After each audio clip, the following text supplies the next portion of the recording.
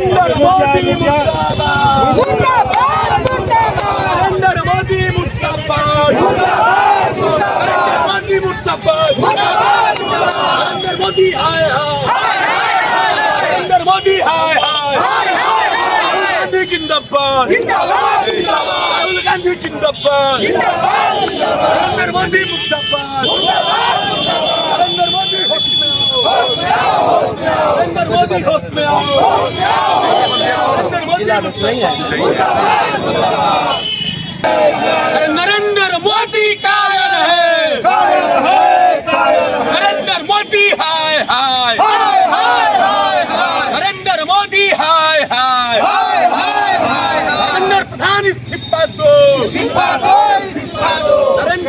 नरेंद्र मोदी मुर्दाबाद, छात्रों पर जुल्म करना बंद करो, छात्रों पर जुल्म करना बंद करो, राहुल गांधी संघर्ष करो, राहुल गांधी जिंदाबाद, राहुल गांधी जिंदाबाद, छात्र एकता जिंदाबाद, छात्र एकता जिंदाबाद, छात्रों का अपमान ये नहीं सहेगा हिंदुस्तान, छात्रों का अपमान नहीं सहेगा हिंदुस्तान। नरेंद्र मोदी कायर है, नरेंद्र मोदी मुर्दाबाद, नरेंद्र मोदी कायर है, नरेंद्र मोदी हाय हाय, नरेंद्र मोदी हाय हाय, राहुल गांधी संघर्ष करो, हम तुम्हारे साथ हैं, राहुल गांधी संघर्ष करो, हम तुम्हारे साथ हैं, कांग्रेस पार्टी जिंदाबाद, जिंदाबाद जिंदाबाद, नरेंद्र मोदी मुर्दाबाद, मुर्दाबाद मुर्दाबाद, नरेंद्र प्रधान इस्तीफा दो, जिंदाबाद इस्तीफा दो, जुल्म करना बंद करो, बंद करो बंद करो, छात्रों पर जुल्म करना बंद करो, बंद करो बंद करो, छात्रों पर जुल्म करना बंद करो, बंद करो बंद करो, लक्ष्मण हाय हाय हाय हाय, नरेंद्र मोदी हाय हाय, हाय हाय हाय, नरेंद्र मोदी बक्सर में प्रधानमंत्री का पुतला दहन किया गया, क्या कुछ कारण है? ये सरकार की जो कायरपूर्ण नीति है, छात्रों पे आंदोलन पे लाठियां चलवा रही हैं, आंसू गैस के गोले फेंके जा रहे हैं, तो इसमें पुतला नहीं फूका जाएगा तो क्या उनको गुलदस्ता दिया जाएगा? वो कायर प्रधानमंत्री है। इस देश का सबसे कायर प्रधानमंत्री का नाम है नरेंद्र मोदी, जो भागने के चक्कर में रहता है। अपने संसद छोड़ के ये भाग गया। इस मऊगड़ा, इस हिजड़ा के क्या बात कीजिएगा? जिस तरीके से राहुल गांधी को वो लोग धरने पर बैठे थे पीएम के गेट के सामने, वहां से भी उनको उठा कर लेकर गए। तो ये तो कायरतापूर्ण निर्णय न है। हम आपके दरवाजे के सामने आपसे मिलने गए, आपको आके हमसे मिलना चाहिए। ये कहा जाता था कि 56 इंच का इनका सीना है, इनका तो सीना है कि स्तन है, ये हमको समझ में नहीं आता है। वो सीना तो नहीं है, वो स्तन जरूर होगा। मिलकर भी मामले को शांति से भी समझाया जा सकता था, जिस तरीके से ये चीजें हो रही तो माने संसद में बोलने नहीं दीजिएगा, सड़क पे बोलने नहीं दीजिएगा।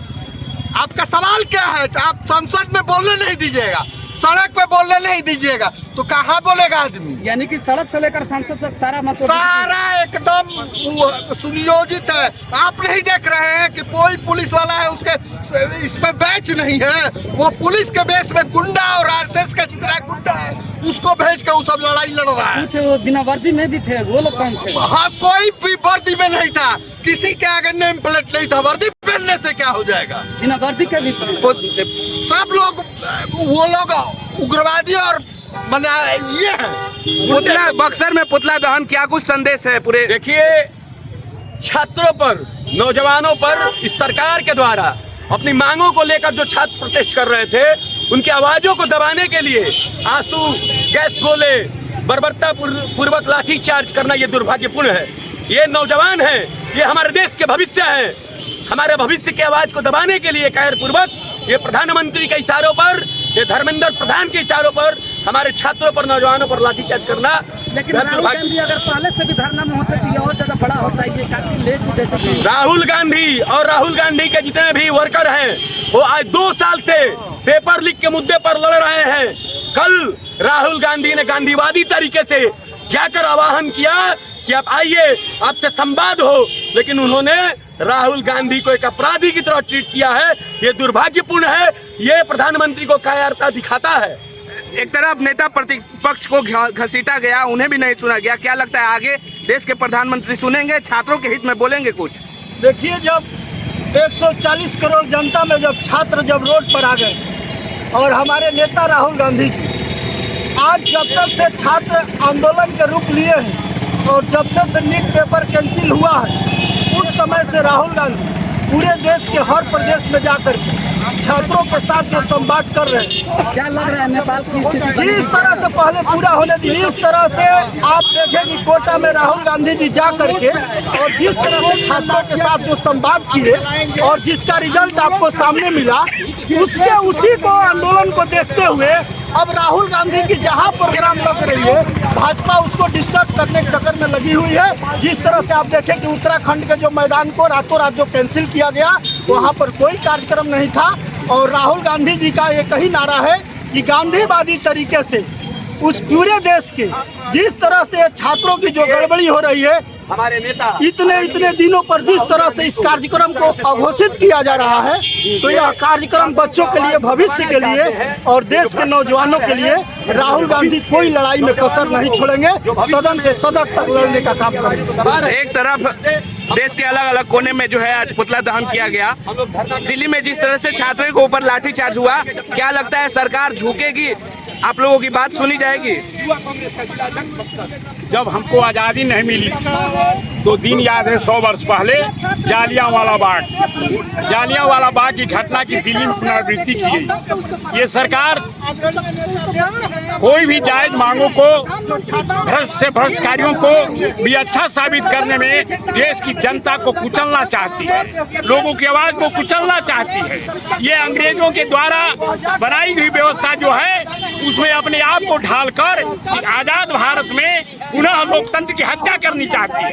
ये लोग इमरजेंसी का रोना रोते हैं, लेकिन खुद इमरजेंसी इस देश में लगा चुके हैं। और आज नौजवान छात्रों की जायज मांगों को जिस तरह कुचलने का काम किया गया, दिल्ली में आप लोगों ने देखा जिस तरह से हुआ, लोकतांत्रिक प्रक्रिया से जिस तरह से राहुल गांधी आंदोलन कर रहे थे, उनको जिस बर्बरता के साथ उनको घसीटा गया, ये आप में बता रहा है कि इस देश में लोकतंत्र खत्म हो चुका है और एक आदमी